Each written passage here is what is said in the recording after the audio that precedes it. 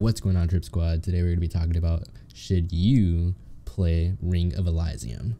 I came up with a few pros and cons, and that's how I'm going to debate whether you should play it or not. I'm going to tell you what I think is really good about the game, and I'm going to tell you what I think they can work on.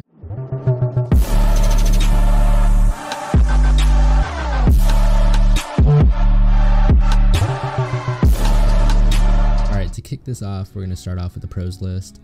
The first thing on that list is the weather changes mid-game. I noticed early on in the first game that I played on, the weather was changing constantly throughout the game, which I think that's really intense because the weather plays a big part in the game. Like if somebody's camping on top of a hill and you can't see them because the sun's behind them reflecting on them, or if it's a stormy and rainy weather and somebody's pushing your building, you won't be able to hear their footsteps as clearly as you would in like a sunny day.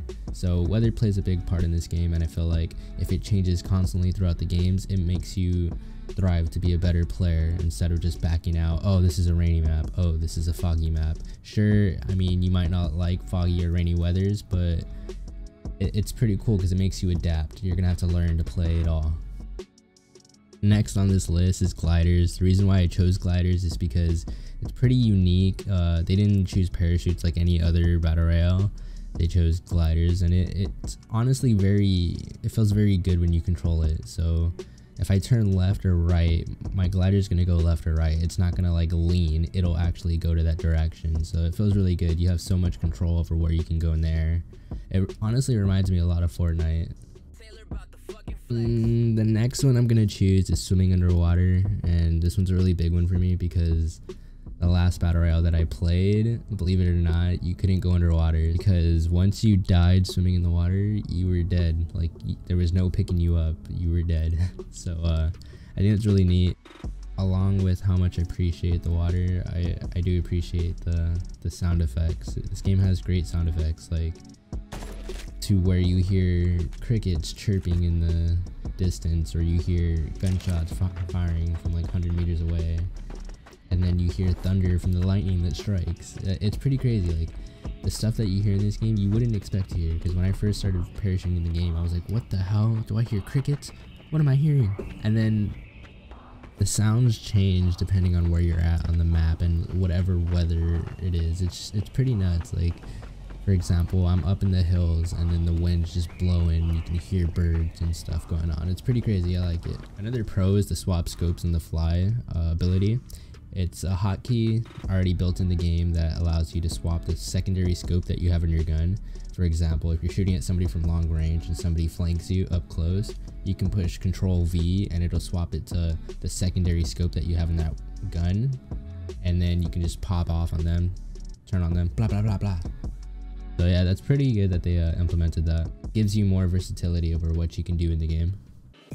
Alright guys, now let's jump into the cons. My first con is I actually ran into this like in my first day playing. If you land and you aren't able to find a gun, guess what? You're gonna have to shake hands with people because you can't punch anybody.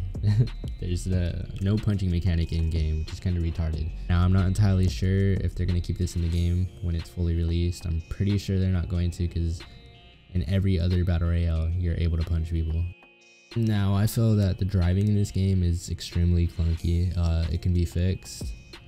I've played mobile games that drive better than this game. It's just every time I move with WASD while driving the car, it just feels clunky. When I turn left or right, it's just like I don't know how to explain it. It just doesn't feel smooth. Another thing to note down on the cons list are bots. I'm fairly certain that there's bots in this game. For example, when you shoot at them, they'll stand still and then they'll react a few seconds afterwards. Yeah, it's just like something a normal player wouldn't do. Another thing to note down is there's not nearly as much destruction as I thought there was going to be from like the trailer. Everything that I've seen in the trailer, it looked like there was going to be a lot of destruction. But from what I've played, as far as I can tell, you can only break doors and windows. So that's not like what I was expecting from watching the trailer.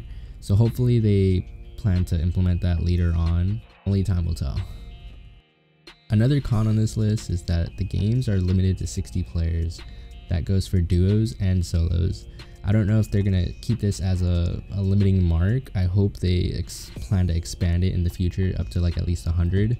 I know the map isn't that large, but having a few extra players would make the game even more action-packed. Another big one for me is that there's no healing hotkeys in the game, so if you ever need a patch up on the fly, you need to open up that inventory, before you even open up your inventory, you have to find a spot to hide, get some cover, open up your inventory, and then pop a heal. I think it'd just be more convenient to push a hotkey.